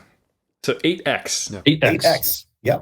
So the general population definitely prefers a Chris Bumstead type look, right? And that is, but prize money wise, you're going to still be rewarded for that. Even the 212 guys only wins. I think Sean Claridia only won $50,000. And along that same subject with the guys cutting water, I remember Jose Raymond and I used to chat here and there. He was a top 212 competitor. And I remember him a couple of weeks out, not a couple of days out before the 212 Olympia. And he was, he's about my height, maybe a little bit shorter. So I'm talking 5'4"-ish. I'm 5'5" with shoes on. He's about 5'4" with shoes on. So he was like 224, 225 with the cutoff at 212, like a day before the competition. And sure enough, he dehydrated down. I mean, he was shredded he looked amazing, ready to step on stage, but he had to be 212. So he made weight at 212, and then he was able to carb back up. How do guys do that? I have no idea, because I have tried to dehydrate myself into a lighter weight class in only 24 hours to carb up. and it has backfired awful. And I never show up good at all. I mean, I look like a deflated balloon up there, and it's not a good look at all. But some of these guys can pull it off in a short period of time. And you're right.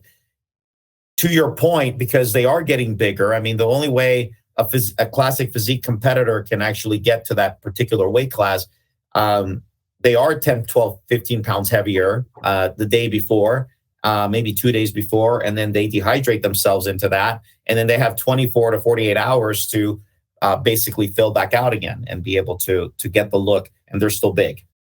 Quick question, gents. We had as a guest, so we've had Chris Bumstead on, but we also had Terrence Ruffin on, and I would describe his physique as it's smaller overall in terms of muscularity, but very proportionate. Personally, subjectively, I find it very aesthetic. But do we know, like, the overall ranking? So Bumstead obviously sets the standard, and that's increasing over time. Because I think the interesting side conversation here is how it is a feedback loop of what gets rewarded by the judges, then what the athletes try and work towards, what the public then sees. But then you also kind of see this because there's a wellspring of bodybuilding enthusiasts and casual fitness participants over decades and decades that number in the millions. And I don't know what proxy we would use to try and anchor these numbers, but certainly I would think, like for Bumstead, his following on Instagram, like the views, that even ways that, you know, he's able, like he has his whatever supplement company, clothing company, the amount of consumers that he has, it's like, let's say whatever, make the, like Rami or Hadi, like it doesn't matter. Now, of course, there's differences in popularity for several different reasons besides just simply the physique.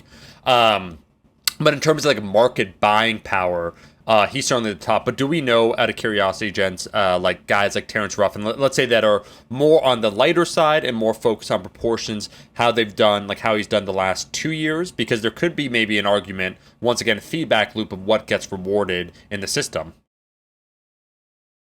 Well, Terrence placed second at the Olympia last year. And then this year he was third. There's a guy that was second, he was third, or I think he was maybe. I think he was outside I know Breon was fourth. Breon Ansley was fourth. I don't remember who was third. Yeah. But Breon was Mr. Olympia, and Danny Hester was the first classic physique Olympia. And actually, I'm gonna give myself a little bragging right here because I have to. But I actually beat Danny Hester at the 2013 LA Bodybuilding Championships. That's what I'm talking about. In the middleweight division.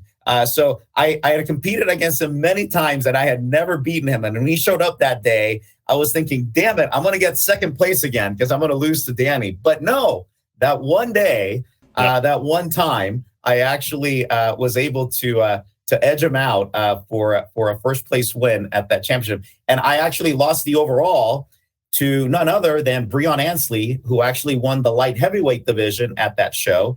So Breon was first in the overall, and I was second in the overall. Of course, they got their pro cards that a few months later, and I still haven't gotten mine. So they have done much better things since then. The journey continues. I was going to introduce both of you guys. I forget Dr. Escalante, Dr. Helms, by your greatest wins. So 2013 in your division. Helms, the 2019 River City Royal Rumble Classic. This doctor stuff, it's just the side gig while the bodybuilding you guys pursue full time. I do want to recenter this now for a second when we talk about safety, because I think this has certainly been, for the audience, illuminating to find out, and in particular because I think they would associate, like me as an outsider before reading into this, I think it's due to the anabolic. Of course, can we draw that causal link without research? Sure, but like of anabolic compounds, enlargement of the heart, so far, like all the risks associated with your heart. But actually, a lot of this stuff is related also to the dehydration techniques. So can we just get back to that for maybe a second and talk about that? Eric, you spoke about like kind of the research or like about dehydration, or what it does, or what the purported aim is, and how in actuality, because that seems like one of the lower hanging fruits, correct me if I'm wrong, gents, but if someone is to unfortunately pass away, likely around meet day or meet time, it is probably dehydration that's a large contributing factor, or the practices, diuretics therein to get that. Is that one, a fair statement? And then two, can we just talk about what the current level of research shows in regards to even doing that? Because that seems, it's certainly not going to solve all the issues, but let's just say if as a public good we could discuss the idea that it's useless or it's not beneficial in the way that many coaches or many judges are saying, that probably could do some good. I'll start briefly because I want to hear what Dr. Escalante has to say on this. But I think I unfortunately got up. I could not find my my copy of the Mr. America history. But I do specifically remember that when the Mr. America, because it went away for a while after the 90s, but when it was I want to say it was a IFBB show for a while, and I think it might have been, there was NABA as well. There's a bunch of Mr. Americas back in the day. But in the era where it was in the enhanced era of bodybuilding, if you will, post 60s basically, and where it was not drug tested at all, something like 40 or 50% of them died in their 50s, 40s, or 30s. And I think public perception, I should say the bodybuilding perception of anabolics has changed even in just my time in the sport. I remember, and I can't remember if Guillermo, you might remember this, but I don't know if you will, Omar, is the HBO Real Sports documentary that they did on basically the dangers of steroids being overblown. It was kind of the whole thing. I remember they had John Romero from Muscular Development back in the day saying, where are the bodies? And it was this, I would say, very biased kind of perspective that it had a lot of truth to it, but it was definitely not two-sided. And it had a lot of like the figureheads in bodybuilding at the time in the mid 2000s who were very, pro steroid, saying this stuff isn't safe, that's not killing people. You're treating this stuff like methamphetamines and cocaine, which it was being treated that way. And I remember one time just talking about anabolic steroids to, I remember my family, like an uncle I had. And he was talking about how dangerous and how crazy it is. And then he was sharing how he had started TRT. And I was like, do you understand that like anabolic steroids are derivatives of testosterone? He didn't know that testosterone was the basis of anabolic steroids and that he was essentially taking anabolic steroids. And he just thought it was this thing, this drug, like PCP or whatever, Yep. So there was certainly this huge disconnect. And I think that kind of pushback from HBO wasn't a bad thing in so much as it tried to clarify that these drugs are being given a stigma that is not necessarily representative of the actual side effects. And certainly there are differences between being on a 50 milligram per week TRT dosage and being on over a gram plus 6 other ancillary drugs and doing a crazy diet, crazy amount of cardio, and then cutting water. But I think that pendulum has swung back a little bit because, yes, there's a ton of these deaths acutely that are related to dehydration, unfortunately, which you've been on the front line of. But we're also seeing a lot of early deaths related to cardiac issues of people in their 50s and earlier. And we don't have the ability to establish, cause and effect. But it does seem, just as someone being exposed to the media and hearing about it and being in the bodybuilding industry, that those rates have increased. There's a lot of people at younger ages dying of it. And people will always point out like, but they had a genetic issue, or, but they had a family history.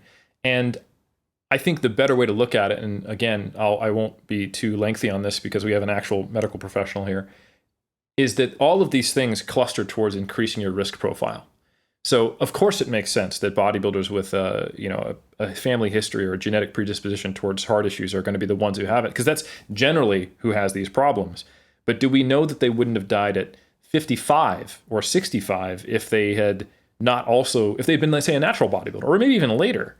So it's tough to say, what causes these. It's going to be multifactorial, right? All the things that influences someone's risk of this. So to me, though I don't have data to back this up, so I'm never going to make this as a causational claim. It's very difficult to think, especially considering many of these drugs that have been taken off market because they're not safe in humans or don't really have a clinical application, or the side effects are too extreme, that are common use among bodybuilders for a long time. Like, it used to be that you would take a little bit in the off season and then you would you'd cycle. And cycling's not a thing now. You blast and cruise. Like you can't, like if your max body weight as a natural bodybuilder would have been 190 and you compete at 260, you don't get to go off cycle to maintain that kind of muscle mass because you would just lose a lot of it. So to be competitive at the highest level, you're never off. So I think again, we're talking about drug exposure. It's area under the curve. It's dose, frequency, and then what are you taking, and cluster that with all the other lifestyle risks. I think it's really difficult to say that anabolic steroids at high dosages for long periods of time are not increasing the risk of health risks in general and contributing to these early deaths. And I think that's something that most people are on board with today. And 10, 20 years ago, I think that you'd get a lot of pushback. If you typed that in back in my day on the bodybuilding.com forums, if you said that out in a message, you'd get 16 people with a ton of reps and who are actually pretty smart, like citing all this stuff, saying that's not true. It's all association. We don't have any RCTs, and while that's true, it's really difficult to think about the risk profile, the side effects, and then just what we're seeing in front of our very eyes in the bodybuilding community. So I do think that there's more awareness of that. But the more dangerous thing that does result in acute deaths, I don't think people fully understand the risks and the danger and the commonality that people are at death's door sometimes. And they're a conversation and a Pedialyte away from having their life saved potentially on game day or maybe Friday. So that's all I'll say. And I do think it would be really good to get more perspective from Guillermo. Yeah, absolutely. No, I think 2 points, and I'm gonna get to the dehydration part because I really want to highlight that. But you said a couple of things with regards to the anabolic steroids, and for sure, I definitely see competitors. I'm going to go back to the 90s, even early 2000s, were often retiring before they were 40 and they're in their 30s, and now we see competitors, maybe not even starting till their late 20s.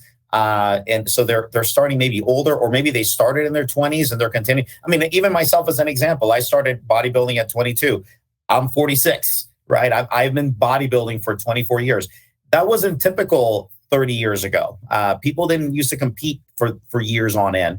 And if you're talking about the drug use and exposure, yeah, it's all those things combined. So it's quantity that you're using. And length of exposure to that, and then those are basically the two variables that you're looking at. So how much are you using and how long are you using it for? And you're right. If you're a current competitor, like if you competed in the Arnold Classic and the Olympia, which a lot of these guys did, like I believe Sam Duda did, who took third place. You're never coming off. It's impossible. It's impossible to come off. And now if this is how you're making your living, for the next 10 years or 15 years, I mean, you're going to have some potential consequences there, especially if you're not, as I like to say, looking under the hood, checking all those variables. But there's no way that you're taking that quantity of the quantity of substances and things are normal. There's no way that your HDL and LDL profile are not affected. There's no way that you don't have hypertension unless you're taking another drug to counteract those particular side effects. And I will say there are some educators that are trying to provide a better, safer approach. They're pro-steroid for sure, but they are trying to provide a better, safer approach to taking to cycling these particular. And actually, they actually don't even like to use the word cycling. They basically say stay on with lower stuff and taking care under the hood. So never keeping kind of like not redlining to the point where you're going to break your car down. You're going to basically be right below that red line on a consistent basis. And it's a slow, gradual, consistent process. And that's kind of the safer model use that some of these particular people are advocating. Of course, there are never going to be randomized controlled trials because you can't have randomized controlled trials on these particular substances, particularly in the dosages needed to be able to do that. So we're never going to find, a direct cause and effect. Some of my current research interests actually go into just looking at bodybuilders who are actually self-prescribing some of this stuff. And actually, let's look at the ejection fraction. Let's look at their blood pressure. Let's look at their blood. Let's look at their HDL, their LDLs. Let's see what's going on with these particular individuals and see what's going on with their body in general for those that have been exposed over a long period of time. And there's been some investigations on that already. And, we actually see that. We actually quoted that in our paper where we actually say it's like, okay, left ventricular hypertrophy, cardiomyopathy, it is a thing among, people that are enhanced, that have been doing it for a long time. However, left ventricular hypertrophy is also common among natural weightlifters as well. So we have to kind of, but they're also not dying at the same time, so we have to kind of see where some of these things occur. And as Eric very importantly pointed out is, there's a big individual component to these drugs, because some people are just natural freaks already, and they can walk around at, say, 5'10", 190 pounds shredded natural. And then all of a sudden they just take a little bit of stuff and they can become very freakish very quick. Or you have other individuals that requires a lot of drugs to get that same look. And vice versa. Maybe some people at 200 milligrams of testosterone, they have extreme adverse reactions cardiovascularly. And other individuals, maybe it takes 2 grams to get the same adverse reaction. So you kind of combine all of the things, and it's very hard to put a finger on it. So thank you for bringing all those. You made some very good points, and I agree. But it's something that we can't, there is no cause and effect, but we also can't ignore it, and we need to pay attention to it. And again, the main thing that I emphasize, if you choose to go down this path, is to please regularly check your blood. Once a year is not enough. If you're taking drugs regularly, you need to check probably 3 to 4 times a year. And don't, people often just check it when they're off cycle. If you're on cycle 9 months out of the year and you're off cycle for 3 months, don't check it when you're off, check it when you're on, because that means 75% of the time you want to know what's going on. You want to see what your blood pressure is. You want to see what your blood work is looking like, because that's what your life looks like 75% of the time. And if things are not good or they're extremely bad for that period of time, that's where these issues are going to definitely come about. But moving on to the dehydration stuff, and I'm going to kind of tie this very nicely because Eric actually tied this together in one of his comments, is you're not just doing as an enhanced competitor, you're not just doing the dehydration practice and maybe adding the diuretic on top of that, but you now have potentially, if you're taking a gram or 2 of these performance enhancement drugs, now you have maybe a higher hematocrit. You maybe have erythropoiesis going on, or erythrocytosis rather, that is actually occurred. So basically your blood's going to be a little bit thicker than most individuals. And then now you're going to dehydrate yourself to make maybe go down those extra 10, 15 pounds over the 24 hours. Well, you're going to lose some water, of course, from your muscle, right?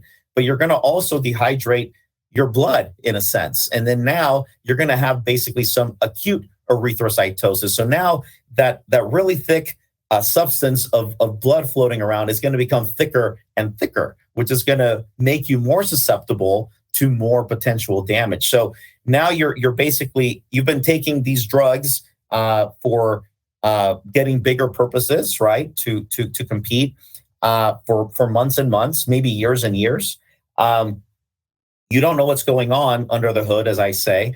Now you're going to stop drinking water because your coach told you 2 days out or 3 days out, dehydration. You're going to maybe try to lose more water weight by maybe sweating it out, more dehydration.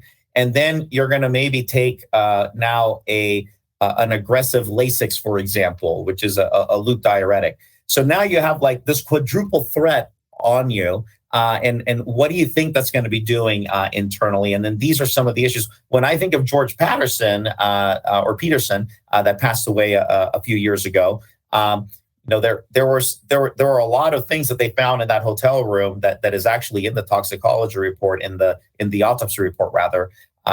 They actually found in the area, and some of these are there's a lot of drugs, there's a lot of non-prescription stuff, and some of these are these diuretics as well. So you're just setting yourself up for really risky behavior, and that's where I just find it just so important for us to really intervene and kind of understanding the complexity of this. But even if you remove that aside, at the end of the day, I mean, your heart requires appropriate amount of electrolytes and appropriate electrolyte balance, and if you're disrupting that, you're going to disrupt that homeostasis, and your body can handle a small percentage of dehydration, but if we're talking about losing 10% of your body weight in a 24-hour period, you're putting yourself in major risk at that point in time. If you're going to dehydrate yourself maybe 2 or 3%, your body's probably going to be okay. I don't think there's any risk in that. And cutting out water completely, that's another thing that I never understand. Even if you deplete your water, it doesn't mean you have to cut out your water. If you're going to be playing it safe, like personally for me, before I compete, I don't like to drink a lot of water before I go on stage because I feel bloated. I don't like the way I feel, but it doesn't mean I cut out my water. I still drink water the day before. I drink a little bit of water in the morning. I'm just not gulping water down. However, as soon as that prejudging is done, I'm going to drink some water and I'm going to get some water in my system. So even if I reduce water content, it's never completely eliminated at any point in time. And I've never advocated that. And some of the more very well-conditioned competitors nowadays, they kind of like what Eric said, is like, there's really no need to cut it out. If anything, you can maybe cut it down, but you don't need to eliminate it. In fact, there's an argument that maybe you don't even need to cut it out at all, or cut it down at all, because we don't really have enough evidence. I think that's some of the area of study that I kind of want to get into a little bit more, and investigate it a little bit further, because there's still a lot that we don't know. We tried to do a case study with Chris Barakat. I took a little bit of data myself in my last show, but of course, the measuring technique that we use kind of violates the principles of if you're using bioimpedance spectroscopy, which works great, but you're kind of violating some of the principles required for an appropriate measurement.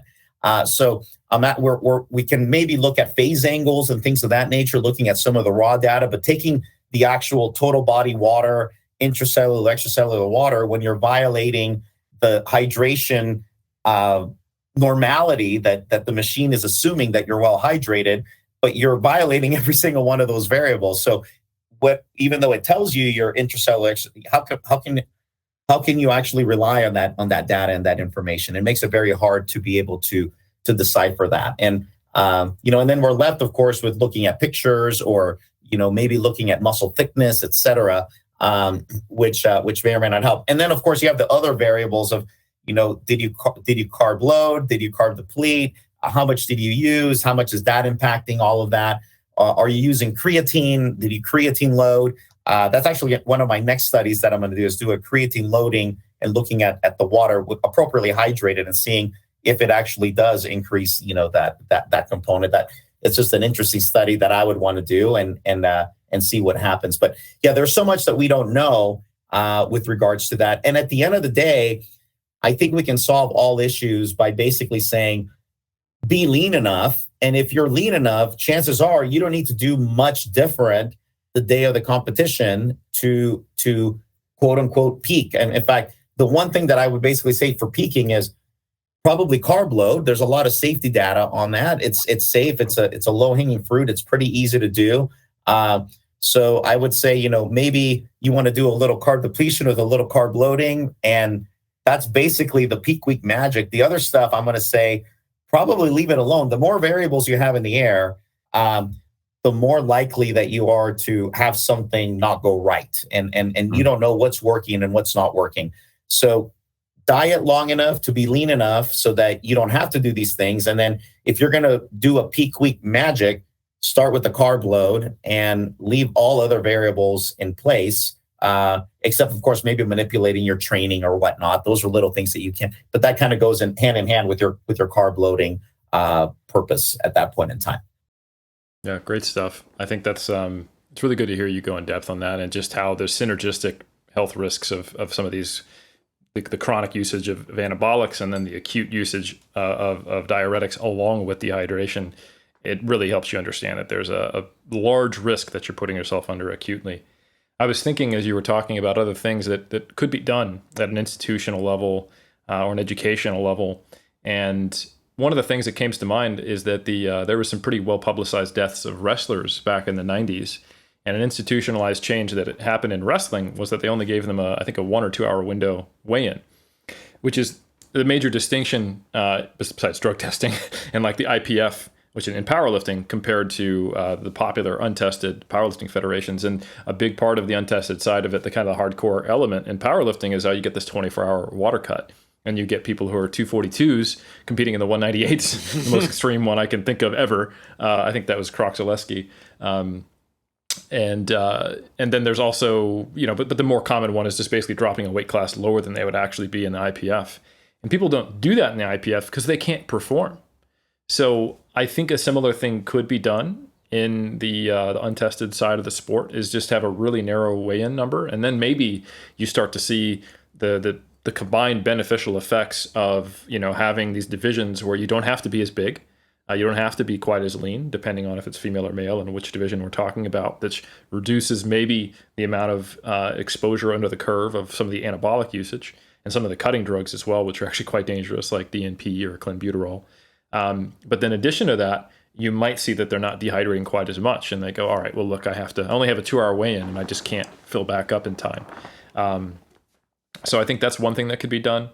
I think also, like we were talking about, I think a better education program for judges, so that they focus more on what looks are being rewarded rather than discussing what needs to be done to get there.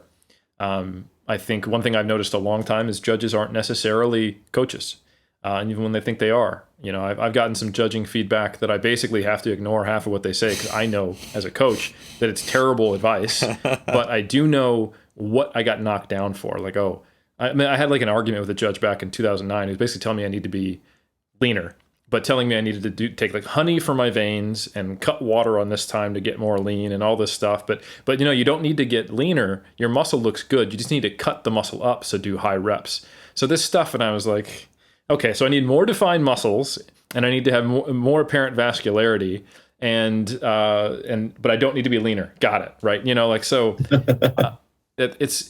I think that if that's happening, and that happens all the time. So I think judges being told to, like, what is your purview, and maybe not using terminology that makes people think it's all just about water, because it enforces these practices. Being more intentional with the way they speak to competitors, I think, is one step, and maybe having a more intentional judging education, protocol. I think another important thing is also having some regulation, or at least self-regulation in the industry, about what does it require? Like, what should a coach be? I was reading one of these Washington Post articles, and like the CV of the coach is multiple felonies, and one of them was possession of methamphetamines, right? And I'm like, okay, so we're not the same. This isn't exactly like I'm going to tell you where I got my bachelor's, and you're going to tell me how much time you spent in Pelican Bay. Cool. And like, it became very apparent from reading this article, and just from conversations I've had over the years with some enhanced competitors, that the coaches are often the same people who are getting them their drugs. Like the most recent of the Washington Post articles had a specific athlete and coach that they talked about, and it was basically the supplier, or at least the connection to the supplier. And if that's not a conflict of interest, I don't know what is. Like, if the primary income I'm getting from my athletes is them buying drugs for me, why would I use a minimal effective dose, like scaled, kind of that approach you were talking about, Dr. Escalante, where like they're kind of advocating this: take only as much as you need to get bigger for now, and then, don't be blasting and cruising constantly, and, take a look under the hood. That's not what's being rewarded. What's being incentivized is you buying as much stuff from me as possible. And I'm also your coach, so I'm also now in a position of authority and power, and there's this illicit assumption that you have my best interests. But there's a conflict of interest, so do you have my best interest at heart? So I think that's a big problem. And the first time I became aware of this, I was talking to someone who had placed top 5 in the USA's back in the 2000s. I won't disclose his name, but he was saying how he paid his old coach $2,000 a month, and this was, again, 20 years ago, and his current coach only $1,000 per month. And I was like, man, we only charge like a couple $100s. And he's like, well, he's not just doing my nutrition and training. Like, he's doing my drugs. And I was like, oh, I see. So, imagine a world where trainers are maybe they have to get registered with the IFBB or the NPC, and they need to have a certain list of certifications or a certain level of education, and they have to pass a course that talks about scope of practice or athlete health, and they encourage their athletes to look under the hood, that type of thing.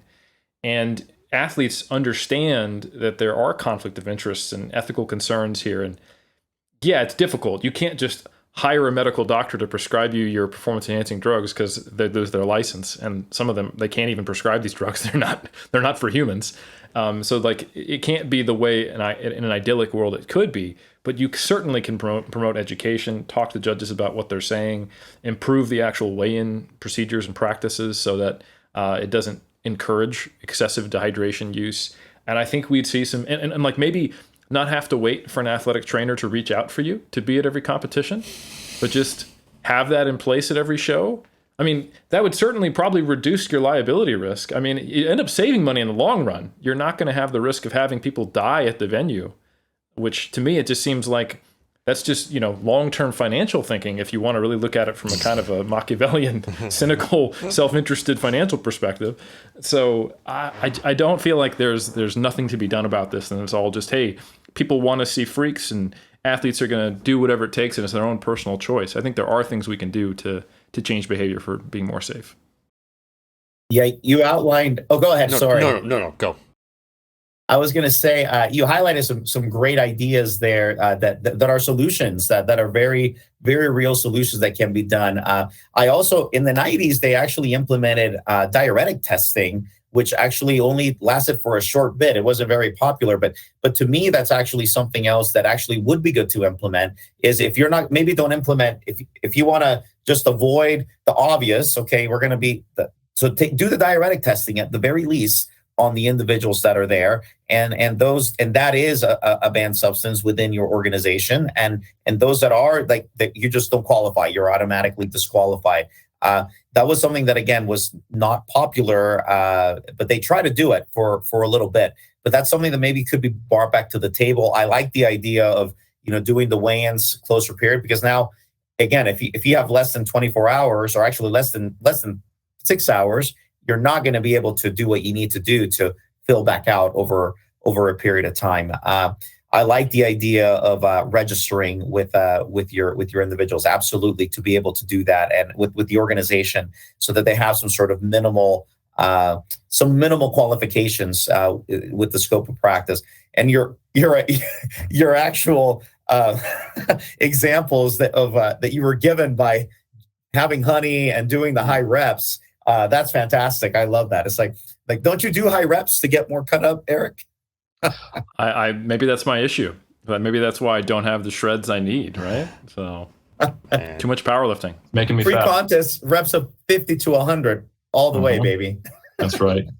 Man, I'll say this has been a fascinating conversation. I think it'll be very interesting for a lot of listeners who it's probably outside of their scope of understanding. And I do want to give you major respect, Dr. Escalante, for coming on and discussing these things, because I think you need to be someone that participates in the space that has the knowledge and, most importantly, the passion and experience to understand the athlete, the competitor side, but also the need to want to have increased safety. I think people always want to hear some of these things from someone within the group, as opposed to an outsider looking in and almost having a judgmental air about them. I did bring up some of those powerlifters who use another space, their injuries and so forth, and their methodology, which was like, I'll do anything. But now it's refreshing. You hear these people giving, stories of what they did. It's like, man, I was an idiot. And it means a lot because they're speaking to the next generation, and because they're speaking from a position of authority and a place where they're a respected figure, it means something. And that's, I think, one of the ways that you shift the cultures. I think engaging in these conversations and you sharing all this information is invaluable. We have 25,000 of our closest friends here on Iron Culture. I don't know how many, this conversation, we're going to try and get you, someone listening to this, to connect you to the appropriate channels then. The Olympia just happened, as an example. I know this from reading the Desmond Butler article series. I think there's, between the NPC and IFBB Pro, there's several 100,000 members. I think the figure was maybe around 300,000. Don't quote me on that, members, but the membership's 150. I think it was more like 30,000. Oh, was it 30,000? Oh, 30,000. I think so. Okay, yeah. So even still, it's $150 a year. So that is significantly less, but that's still what, $4.5 million a year. So that's a lot of cheddar. And getting an athletic trainer there just for a safety purpose, come on, it's night and day.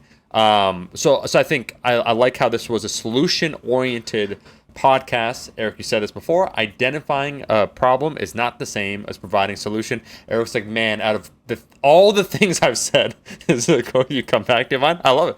No, I love it's fantastic. It's incredibly pragmatic. And so I just want to give you your flowers, Dr. Escalante, for coming on here, man. And I just want to speak from the cult. You started talking about my scope, like my side of the drug business, which was obviously what do you call it, the creatine, which I'm going to be interested to hear. Where you now you're talking my language here, where I'm starting to understand it. But I do think as we continue to have these conversations, many of these, I think the big question that I had when you started relaying the information about some of those tragic deaths, could they have been prevented? And I think with some of this information, the answer from an outsider certainly seems as possible. And then as a last kind of little commentary I want to give, the cultural play, I always found it interesting how some lifters, like that quote, Eric, about, people want to go to the zoo to see like lions and tigers. They don't want to see cats and dogs. But I've seen this recurrent theme of some lifters, in particular some bodybuilders, view themselves as the freaks, like as animals in a zoo. And in fact, there is a gym called Zoo Culture. And I'm just like, I'm astounded by it, because if you've ever observed animals inside of a zoo, they're absolutely miserable because they're not in their natural habitat. They're overfed, they're understimulated, they're not in the savannah, like doing the things that they naturally do that give themselves fulfilling and purpose for their life. So they actually look terrible. So I don't know if the zoo analogy is the best. Where like, just think about it, they're locked up animals. It's like, no, I'm a problem. Like, you better lock me up because I'm a beast. I'm like, the zoo's not the place you go to see like the prime example of any species, right? You go to their natural habitat. So I've always just found that amusing. I've been neutered and I'm very unhappy. Yeah. I'm neutered. I have no mates, and I have all these kids gawking at me 24/7. I am the apex of my species. But like, when people call that like a zoo, it's like, I'm an animal. I'm a problem. I'm like, you want to get locked up? I'm so confused here. So I made a joke. Last thing I was going to say, I made a joke. Myself and one of my business partners were endeavoring to open up a gym, and the code name for the gym, in contrast to places like Zoo Culture, like tongue in cheek, was Animal Collective. Or the tagline, like we weren't going to call that, but where the animals roam free was going to be the tagline. Like, it's not, right? But can't decide if you're opening a gym or an animal sanctuary for both. Bodybuilders to take a look at, they look after animals. Have you thought about maybe Animal Farm? Any context there? Yeah, all animals are equal. Some animals are just more equal than others. It's a very simple concept. Some people are just very confused by it. But no, I did want to give you respect, though, Dr. Escalante, because I know that this is a challenging conversation to have due to also just like some of the barriers and the social taboos and like all those other things. So yeah, man, much respect. Thank you. I really appreciate you guys having me on. I actually told Eric when we spoke a couple of days ago that I actually have listened to your podcast. It's actually on my phone, and I have listened to it. Unfortunately, I don't drive as far anymore as I used to, because it used to be one of my normal drives. But I still like to tune in. You guys produce some amazing content, and I like that you keep it conversational, you keep it fun, and then you provide good quality information as well. So I really appreciate you guys and everything you guys do. It means the world to us. We really appreciate everything you do, and for you spending your time and giving us your expertise. I think one thing I do want to say to close this out, and it'll be to all the people who don't need to hear it because they've stayed the whole time, and everyone else who felt this way would have left. But I think if you truly love something, you accept it for all the things it is, and you work with it despite its flaws, and you care for it. Just like in a relationship, you don't just go like, oh, I only accept the parts of you I like. And I think for people like myself and Dr. Escalante, we see something that is inherently human in bodybuilding, something that has given us and many other people a very positive outlet and a way to spur ourselves to better personal growth. So when we expose the dark side of it, or when we talk about someone else exposing it, in this case, really the Washington Post is the people who did the major work, it's not, I think some people would act like it's a betrayal of loyalty. And I think that's the kind of culture we actually need to change. Like, oh, we can't talk about the drug use in the sport because it makes bodybuilding look bad. Or we can't talk about the institutional issues because it makes bodybuilding look bad. Well, look, bodybuilding isn't drugs, and bodybuilding isn't an organization. So when someone comes at me like that, the sense I get is they're actually self-interested, or they're interested in the perception of something, or they're interested in protecting their organization, or they're interested in protecting their image, but they're not actually interested in making bodybuilding a better place for more people and making more people informed and having more options. So in my opinion, I'll get off my soapbox in a second. I think this is essential. If we really care about bodybuilding, you have to care about bodybuilders. And instead of, just saying, look, we got to paint the rosy colored glasses on this thing, absolutely not. I think we need to find ways to make it safer and healthier for everyone involved while still scratching that human itch of progression. Dr. Escalante, Eric, profound, love it. Anything else you want to say in closing about like where can people find you? We'll include all the links. We got Kai. Shout out to Kai doing the timestamps. They'll all be included. But anything you just want to circle back to, or just like shout out yourself, or anything else where people can follow you before we close it out. Yeah, absolutely. I'm on Instagram as at Dr. GFit. It's spelled out. Doctor is spelled out, not DR. It's Doctor's GFit. You can follow me there, and obviously you can follow me on PubMed. I'd love you to follow me there, and anything that I do on there, or on Google Scholar, please follow me on there as well. ResearchGate, follow me on there as well. I often put all of my stuff up there. I am on Facebook as well. You can find me there. And it's also Dr. GFit. I also wanted, if you're not part of the NSCA bodybuilding and fitness special interest group, I am chair of that special interest group through the NSCA. You can find us on Facebook, and we have about 2,300 members. And we discuss a lot of different things, kind of like what we're talking about here. And it's, people posting their pictures, giving advice on, how they can improve, talking about science, talking about everything related to bodybuilding, really. So I encourage, anybody who's in the bodybuilding space to definitely give us a shout out. I'll answer about 3 questions, and then I'll approve you as a member, just to make sure you're not some robot posting some funky stuff that we don't want on that particular page. Absolutely love it. So I'll close this out and say to the Iron Cult, thank you so much for listening to another episode. You could go ahead and leave a rating review to show your support. Typically, people on Spotify right now, it's 5 stars is the average rating. There's over 700. On iTunes, it's the same thing. There are reviews. We tend to try and read them. They've been just exceptional, let's be clear. But we leave it up to you, your own discretion. Just remember what we said about Animal Farm. Remember the hierarchy at all times, because there are natural human hierarchies, and we'll be discussing that when Eric and myself open up our gym, the Animal Collective, not just Animal Collective, but to make the distinction as the pinnacle. But go ahead, leave a rating review, and we'll see you every single time in the next episode from now until the end of time.